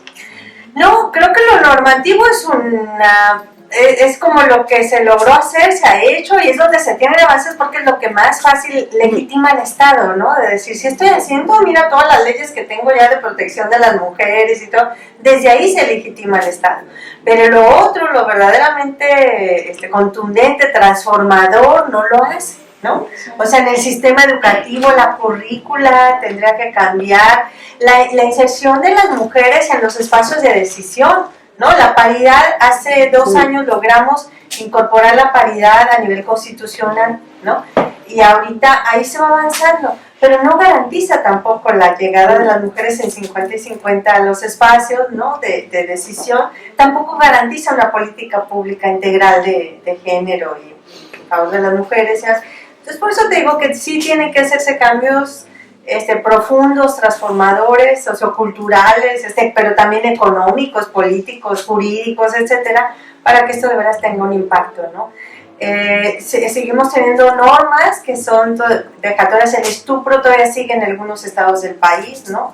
El estupro que es un delito que al final de cuentas es una violación sexual y se disculpa si el hombre se casa con ella, ¿no? O sea, es una locura, sí, pero estaba en los tipos penales del país. Ya se han ido quitando en algunos, se han ido reformando, pero todavía algunos estados que persiste, y en algunos países de América Latina que también está, y otras normas que siguen siendo todavía están. O sea, si nos vamos a revisar las normativas, tampoco es que ya las normas y las leyes ya están todas bien, ¿no? O sea, se ha avanzado, tenemos una ley general de acceso a una vida libre de violencia para las mujeres. Esta tenemos 10 años ya más de 10 años, porque fue en el 2007 cuando se aprobó y se reformó. Entonces, de 2007 a la fecha, y de veras se ha garantizado el derecho de vivir una vida libre de violencia para las mujeres.